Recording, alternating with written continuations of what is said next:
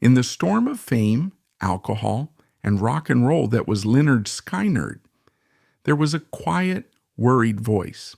It was the voice of Cassie Gaines, the big sister and heart of the band. While others saw endless glory, she saw the cracks of collapse. While they celebrated on the fateful flight, she felt the metal coffin hurtling through the air. She was the spirit that kept the band balanced, but she couldn't save them from themselves. This is the story of the woman who was Lynyrd Skynyrd's soul and the Cassandra who prophesied its fall, a story that begins in a place built on resilience and faith, Miami, Oklahoma, on January 9th, 1948. There were no gritty urban streets, no rebellious counterculture brewing in coffee shops. This was the American heartland, a region shaped by the immense pride of its contributions to the Second World War. Post-war Oklahoma was a land of stark contrasts where deep-rooted traditions of church, family, and hard work formed the bedrock of society. It was a landscape of wide-open skies and small-town conservatism, where life moved at the pace of the seasons, and dreams were often tempered by a pragmatic understanding of one's place in the world. For the Gaines family, life was modest and grounded. They were a working-class household, part of the backbone of a community that valued humility and perseverance. It was into this environment that Cassie was born, followed less than 2 years later by her brother Steve on September 14th, 1949. From their earliest days, the two siblings were more than just family. They were allies, their bond forged in the shared world of a small-town childhood.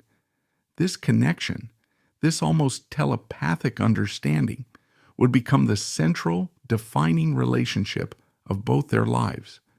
Music in the Gaines household, as in so many homes across the American South and Midwest, was not a commodity. It was a fundamental part of the fabric of life. It was the soundtrack to their existence, flowing from two primary sources that would deeply embed themselves in Cassie's artistic DNA. The first was the church. The gospel music of the region was a powerful, visceral force, a sound of raw, unfiltered emotion, of call and response, and of harmonies that could lift the soul. It was music that valued feeling over technical perfection, honesty over artifice. It taught a young Cassie that singing was not about hitting notes, but about bearing witness, about testifying to some deeper truth. This gospel influence would later become her secret weapon, the source of the incredible warmth and soul that would define her voice. The second source was the radio.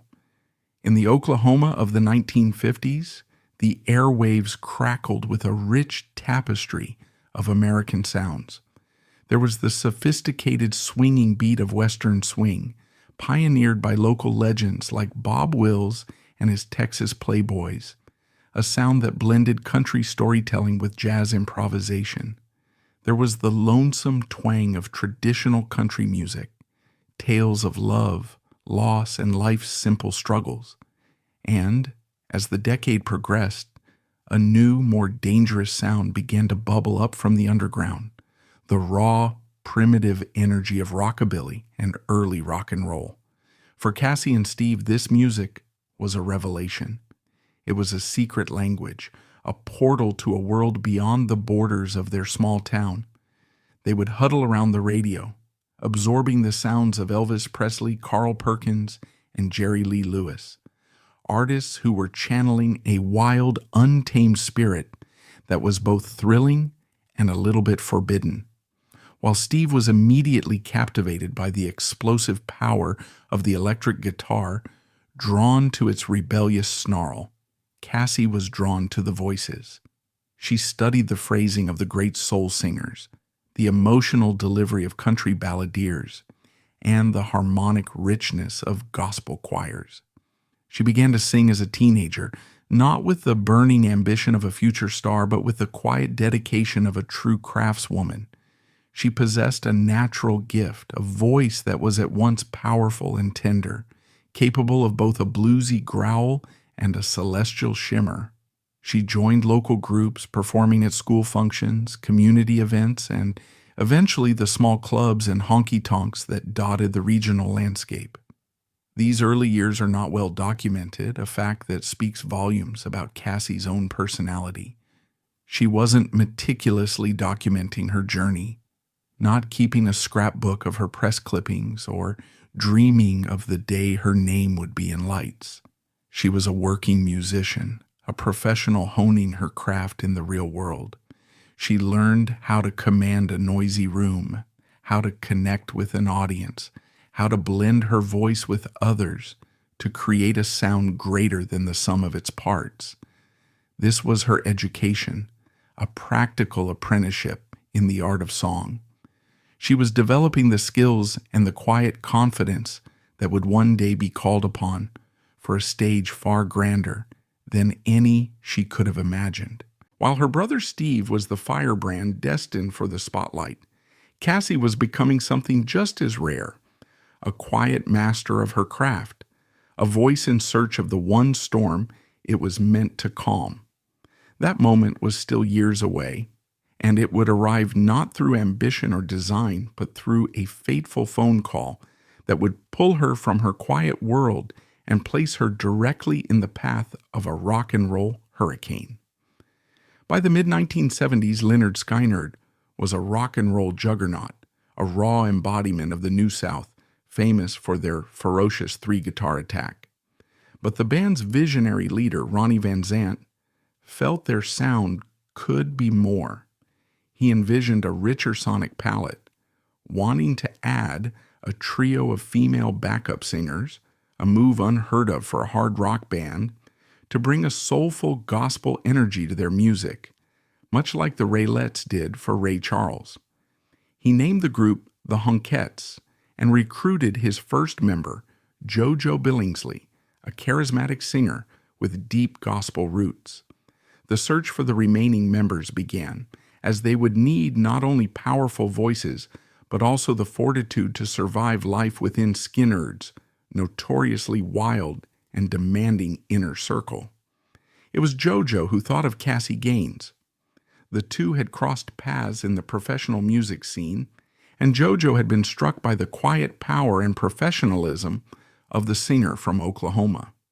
Cassie possessed the exact quality they were looking for, a voice steeped in authentic gospel and soul, a voice that felt lived in and real. JoJo pitched the idea to Ronnie, and a phone call was made that would forever alter the course of Cassie's life. When the phone rang, Cassie was living a world away from the rock and roll circus. She was in a different orbit, playing gigs, likely holding down a day job, living the life of a dedicated but largely unknown musician. The offer to audition for Lynyrd Skynyrd must have sounded like it was coming from another planet. By her own later admissions, her knowledge of the band was minimal. Their brand of boisterous southern rock was not what played on her turntable. Her initial reaction was not excitement, but a deep and abiding skepticism. This wasn't her world. The stories of the band's hard-living reputation were legendary, and Cassie was a professional, not a partier. The idea of uprooting her quiet, ordered life to join this pirate ship of hard-living men seemed at first like a form of self-destruction. Sensing her hesitation, JoJo Billingsley became her champion and evangelist.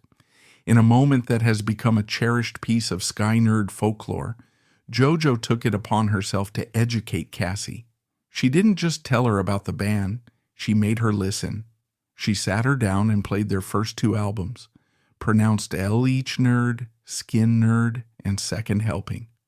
She urged Cassie to listen past the thunderous guitars and the rebellious lyrics, to hear the intricate musicianship, the cleverness of the arrangements, and the profound poetic soul at the heart of Ronnie Van Zant's songwriting. As Cassie listened, something began to shift. She heard the blues and country roots that underpinned their rock and roll fury. She heard the spaces in the music where a voice like hers could add color, depth, and emotion. She began to understand that this wasn't just noise. It was a complex, powerful new form of American music. The offer was no longer just a gig. It was an artistic challenge. It was a chance to be part of something genuinely groundbreaking. After much soul-searching, she made her decision. She would take the leap. She packed her bags, left the relative safety and obscurity of her life behind, and flew to join Lynyrd Skynyrd. The quiet singer from Oklahoma was about to step into the storm.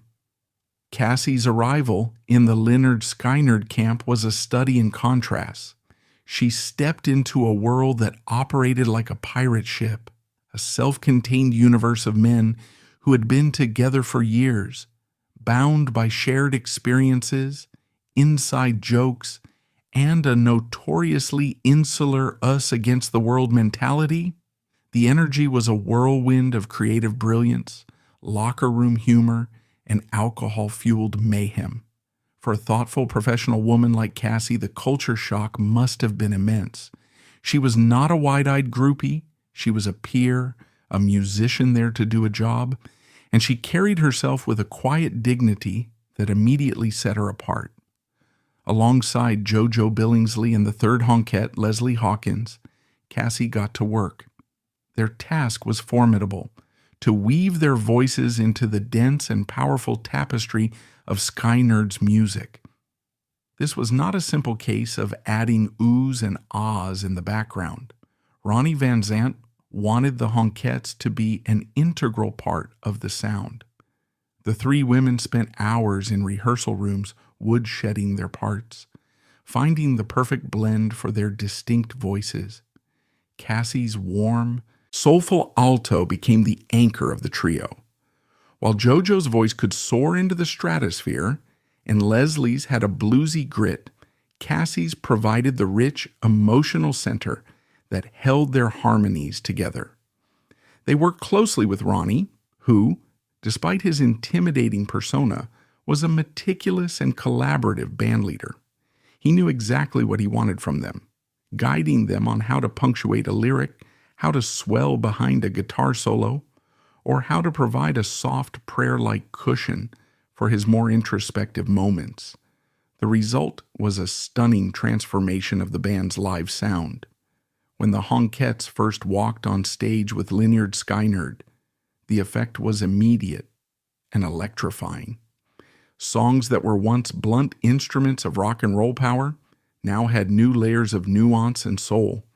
Their presence on stage for classics like Sweet Home Alabama added a joyful gospel revival energy. On epic ballads like Free Bird or Tuesday's Gone, their harmonies added a haunting, ethereal quality, a touch of feminine grace that made the songs even more poignant. Cassie quickly earned the respect of the band, not by trying to be one of the boys, but by being herself. She was a calming presence, a consummate professional who showed up on time, knew her parts, and delivered them flawlessly night after night. In the chaotic, testosterone-fueled world of the Skynyrd tour, she was not just a singer, she was the band's conscience. She was the quiet center in a spinning vortex of men, the one port in their self-made storm. She had successfully navigated the treacherous entry into this closed society and had carved out a vital role for herself, both musically and socially. Her voice was now a key ingredient in the Skynyrd sound, and her presence a welcome fixture in their lives. She had found her place in the storm. The band was at an absolute creative and commercial peak, their sound richer and more powerful than ever. But the volatile world of Lynyrd Skynyrd was never stable for long, and a crisis was looming on the horizon, a fracture in the band's foundation that would threaten to derail everything, and that would unexpectedly call upon Cassie to play the most important role of her life. The machine was running hotter and faster than ever before. By 1976, Lynyrd Skynyrd was no longer just a band. It was an institution, a traveling city that moved across the American landscape with the force and inevitability of a freight train. The addition of the Hunkettes had been a resounding success, elevating their live shows from mere rock concerts into something akin to communal revival-like experiences. Cassie Gaines, the quiet professional from Oklahoma, had found her footing in the eye of the hurricane, her voice a vital thread in the band's rich and complex sonic fabric. She had earned her place through sheer talent and a steady, grounding presence. The future of the band seemed limitless, a horizon of gold records and sold-out stadiums stretching out before them. But in the superheated, pressurized world of rock and roll superstardom, stability is an illusion. The very forces that propel a band to such heights, the relentless touring, the creative friction, the immense personal and commercial pressures, are often the same forces that threaten to tear it apart from the inside.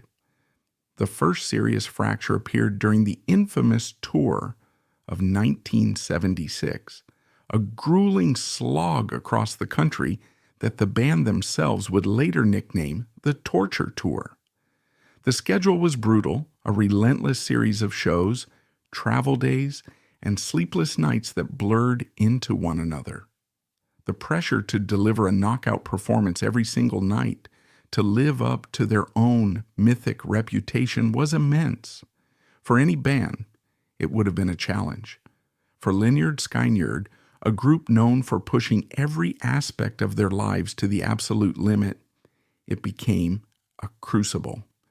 The camaraderie that had forged them began to fray under the strain, and old tensions began to surface. The focal point of this growing friction was guitarist Ed King, a brilliant musician and a key architect of the Skynyrd sound. He was a co-writer of Sweet Home Alabama, among other classics. King was also something of an outsider.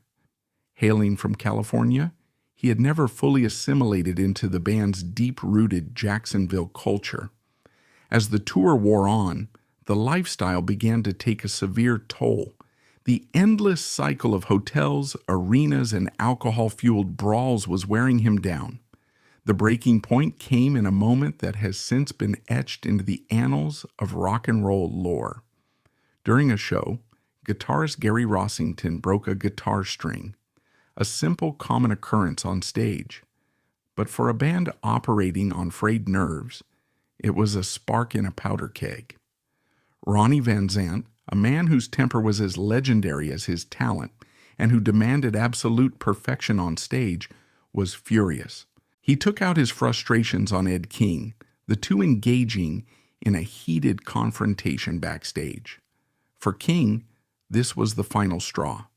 It wasn't just about the argument, it was the culmination of months of exhaustion and a growing sense of alienation.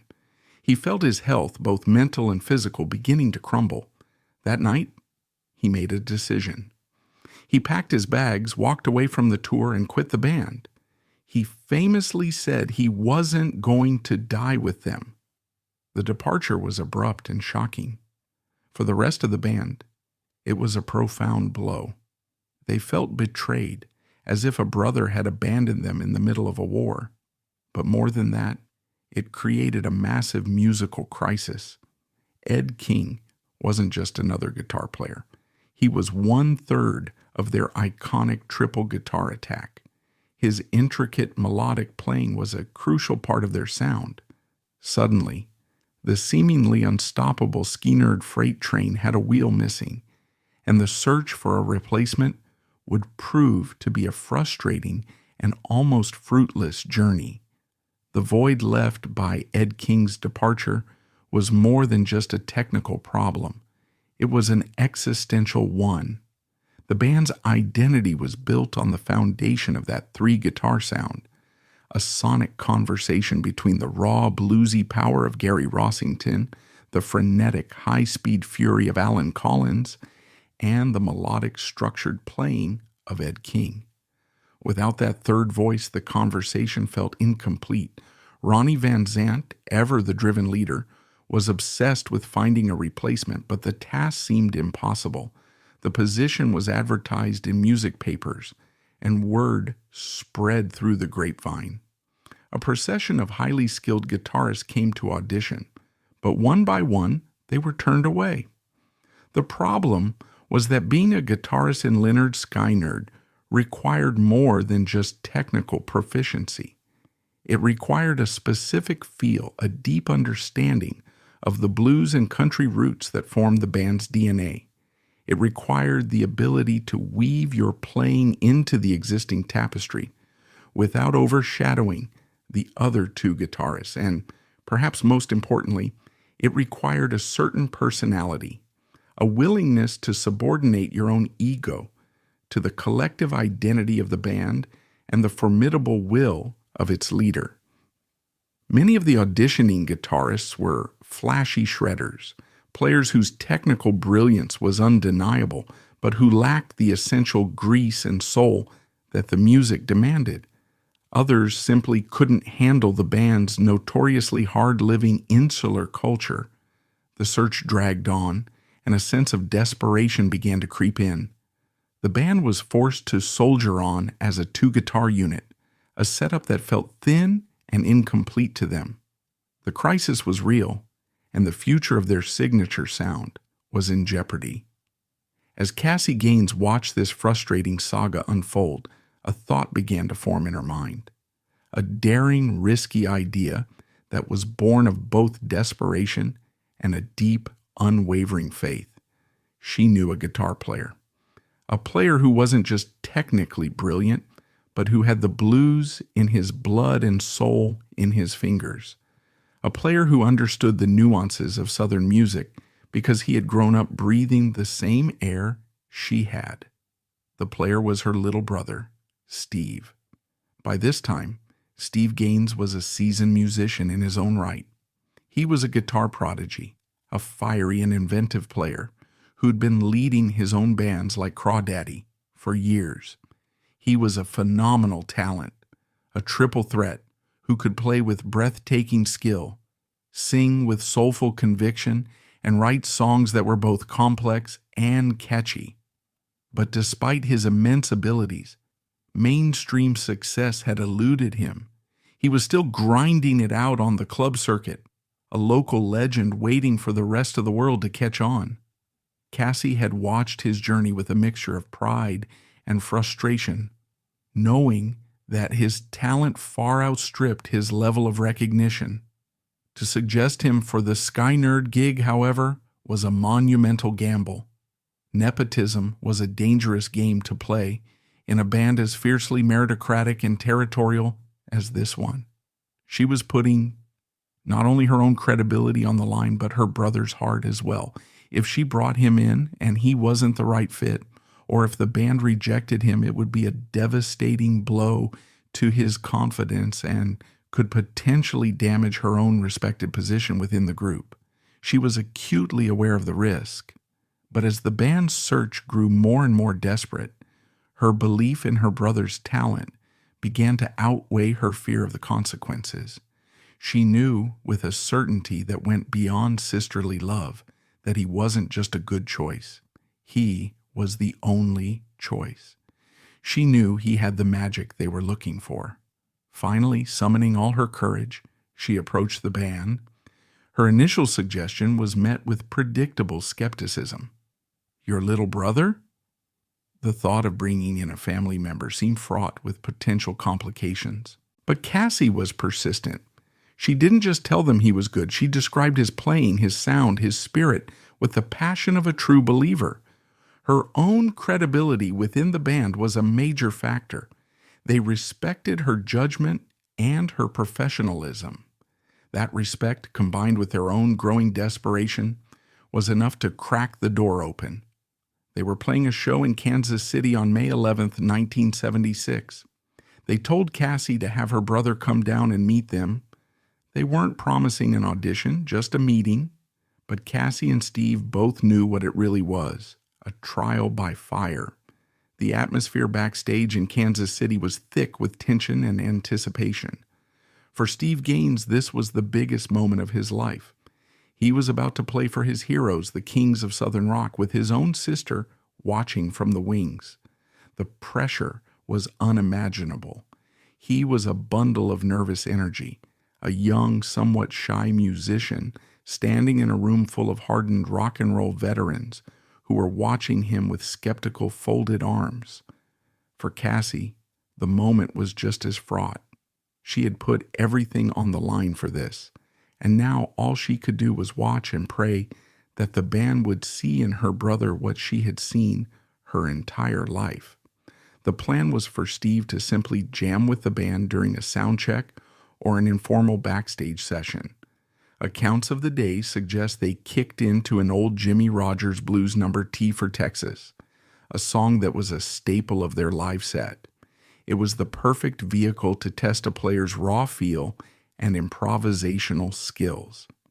Alan Collins and Gary Rossington started the riff, and the band locked into the familiar groove. Then it was Steve's turn.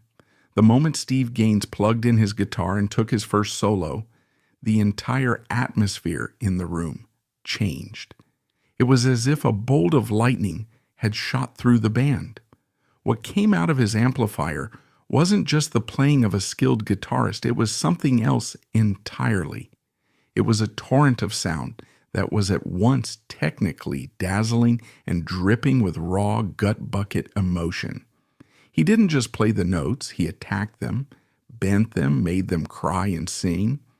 His style was a seamless blend of scorching blues licks, chicken-picking country runs, and a sophisticated melodic sensibility that was all his own.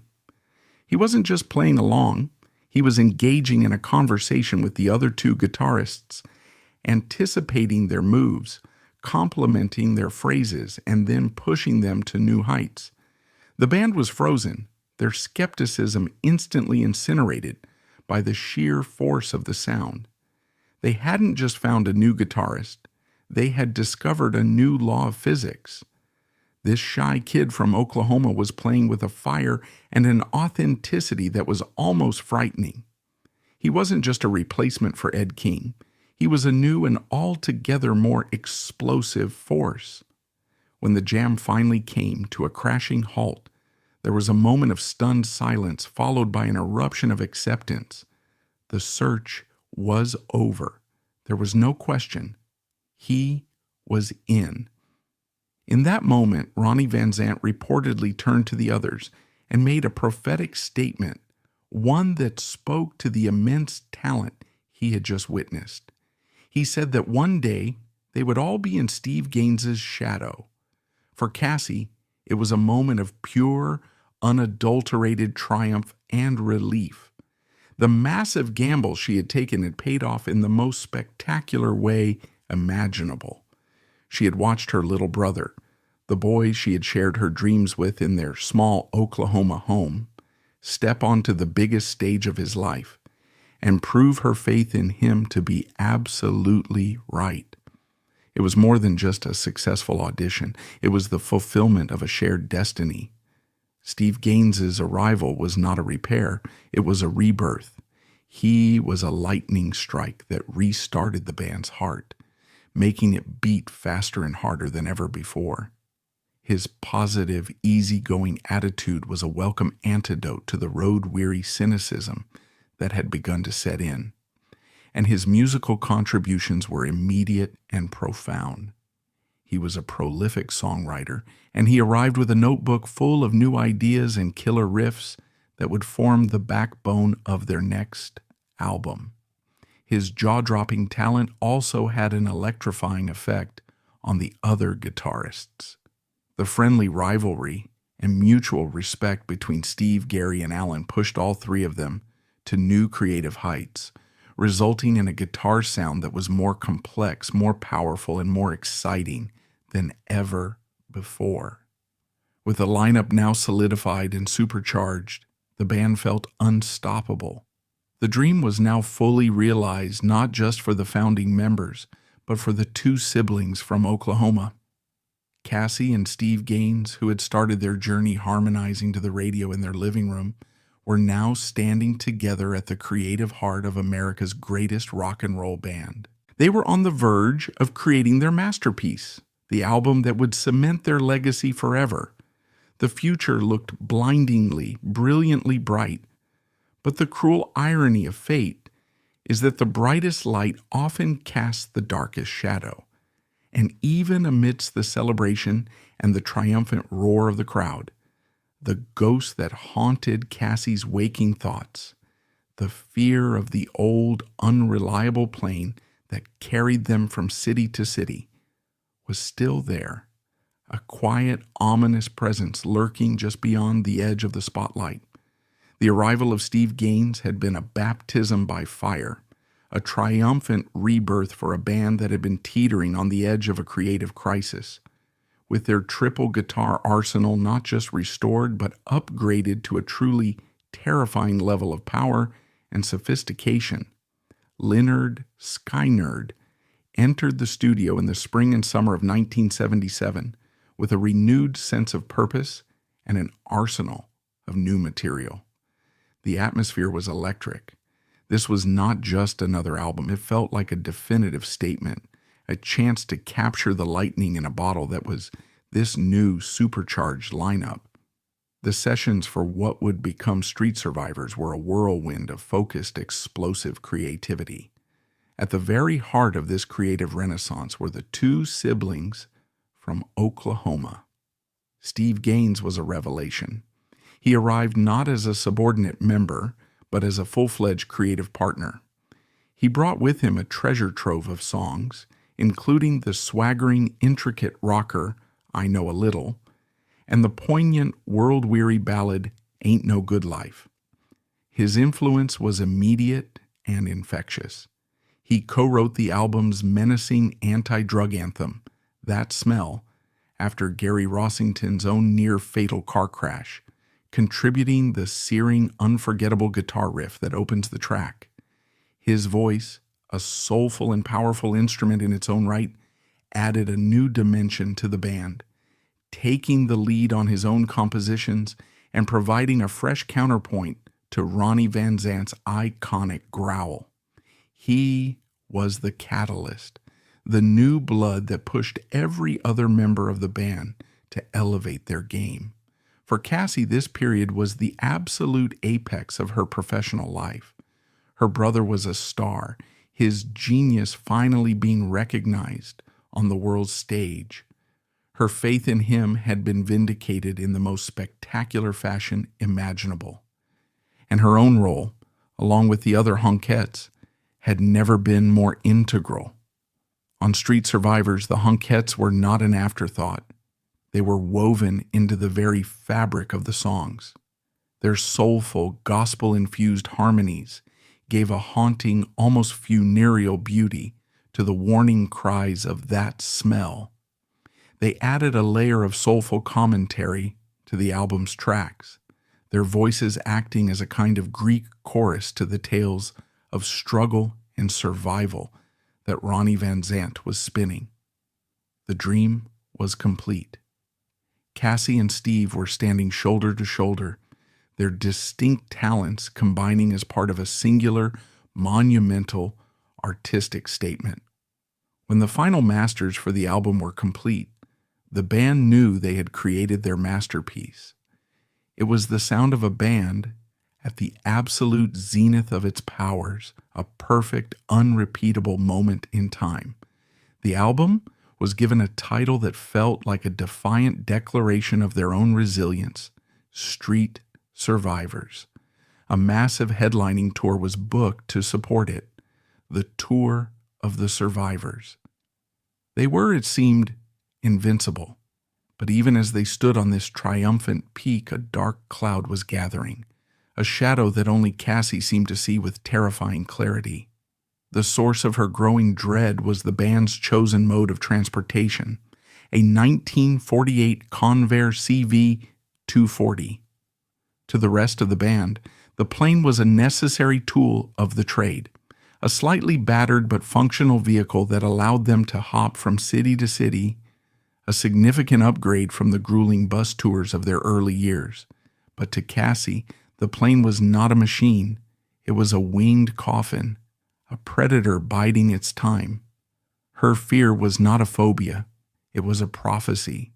The Convair was old, a relic from a bygone era of aviation, and it had a reputation for being notoriously unreliable. The band had witnessed its mechanical quirks and failures on numerous occasions, but for Cassie, the fear became deeply personal and visceral during one particular flight. According to several accounts, she was looking out the window when she saw a horrifying sight, a 10-foot flame belching from the right engine. The incident was quickly contained, and the flight continued without further issue. But for Cassie, something inside had broken. The image of that fire was seared into her consciousness. It was a terrifying confirmation of her deepest fears. The plane wasn't just old. It was, she believed, actively dying. From that moment on, her fear grew into a constant agonizing presence in her life. It was a private torment she endured amidst the public celebration of the band's success. This dread was amplified by strange, unsettling omens. JoJo Billingsley, who had been forced to leave the tour temporarily due to health issues, had a terrifyingly vivid dream of the plane falling from the sky. She called the band, begging them not to get back on it. Her warnings, combined with Cassie's own first-hand terror, created a crisis of faith. Cassie began to actively rebel against flying on the Convair. She pleaded with the band's management, with her bandmates, with anyone who would listen. On several occasions, she insisted on riding with the road crew in the cramped, uncomfortable equipment truck, a multi-day journey on the ground, just to avoid a 2-hour flight. This was the heartbreaking paradox of her final days. She was living the dream she and her brother had shared since childhood, performing on the biggest stages, part of a band that had created a timeless masterpiece. Yet every single day she was confronted with a choice that tore her apart: give in to her powerful, life-preserving instinct and leave the tour, or suppress that fear out of loyalty to the band and, most importantly, to her brother. She could not bear the thought of abandoning Steve. Their journey had been a shared one, and the idea of leaving him to face the world of Skynyrd alone was unthinkable. And so, with a heavy heart and a sense of grim resignation, she would board the plane, each time feeling as though she were stepping toward her own execution. Her love for her brother, the purest thing in her life, became the anchor that chained her to a sinking ship. October 20th, 1977, began like any other day on the Tour of the Survivors. The band had played a blistering show the night before in Greenville, South Carolina. The new album had been released just 3 days prior and was already a massive success, certified gold, and climbing the charts. The energy was high. The next stop was Baton Rouge, Louisiana. The flight was scheduled for a late afternoon. Despite the celebratory mood, the ominous presence of the Convair loomed. That day, several members of the band seemed to share Cassie's trepidation. Bassist Leon Wilkson would later recall having a particularly bad feeling, a vision of himself lying on a cold slab. But the relentless logic of the tour schedule prevailed. The show must go on. With a sense of weary duty, the band and their entourage boarded the plane. The atmosphere inside was casual, a routine they had performed 100 times before. Some members played cards, others tried to catch up on much-needed sleep. It was a moment of mundane normalcy, the quiet eye of the hurricane that was their lives. As the plane and that she bled to death in his arms as he tried to get help. It is a devastating, heartbreaking image. However, drummer Artemis Pyle, another survivor who was instrumental in crawling from the wreckage and running for miles to summon help from a nearby farmhouse, has always maintained a different account. Pyle, who was one of the first to move through the wreckage assessing the victims, has stated firmly that Cassie, along with her brother Steve and Ronnie Van Zant, was killed instantly on impact. He believes that the immense trauma and disorientation of the event caused memories to become fragmented and unreliable. The historical record will likely forever be caught between these two conflicting, heartfelt accounts. What remains undisputed is the tragic finality. Cassie Gaines, at the age of 29, was gone. The crash sent a shockwave through the music world. It was the end of an era. In a somber act of remembrance, MCA Records immediately withdrew the iconic Flames cover of Street Survivors, replacing it with a simple photograph of the band. The original cover became a haunting relic, a testament to a band that had tempted fate and lost. Cassie was buried in Orange Park, Florida, beside the brother she had followed into both stardom and death. The legacy Cassie Gaines left behind is both musical and deeply human. Musically, she was a quiet pioneer. She and the Honkettes brought a level of soulful sophistication and feminine power to Southern rock that was groundbreaking. Her warm, gospel-inflected harmonies are an essential part of the magic on Street Survivors, the sound of grace amidst the fury. When Lynyrd Skynyrd was inducted into the Rock and Roll Hall of Fame in 2006, her contribution was rightly honored, cementing her place in the pantheon of rock history. But her greater legacy is a human one. It's the story of a sister's unwavering love and a professional's quiet dedication. She wasn't a flamboyant rock star chasing headlines. She was a supremely talented musician who, through an act of faith in her brother, fundamentally changed one of America's greatest bands. Her story is the ultimate rock and roll tragedy, not because of drugs or excess, but because of loyalty. She faced down her deepest, most paralyzing fears every single day, all for the love of her brother and her commitment to the music they made together.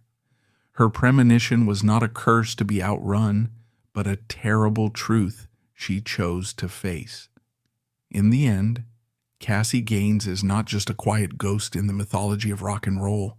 She is its conscience, the tragic proof that sometimes the purest love cannot save us from our chosen fate.